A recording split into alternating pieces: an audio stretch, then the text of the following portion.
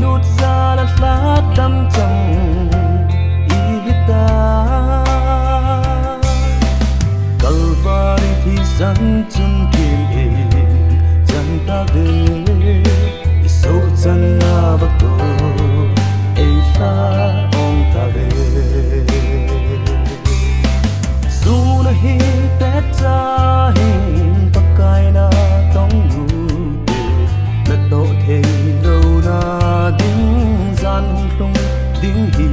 ta đi một na cô na ta hát ta đi đây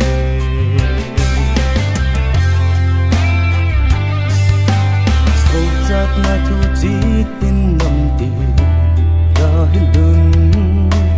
là gạo mang đinh mi asa ra him na tu pa mi zo sin mu na di pat ha in ni sung yin ong zal lu hite su na hi pet ta hin pakai na tong ru na to the đâu na đinh gian hung tung đinh hi ta đi một na cô na ta hát ta đi đây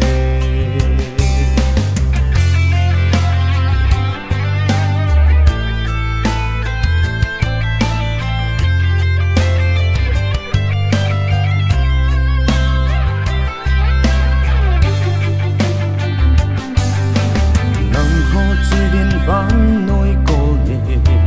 đi sông hà ngày lút đi qua trắng na thu gà đi ngược về đi dâu xe dưới đi nhìn gà xe một đêm để lấy xe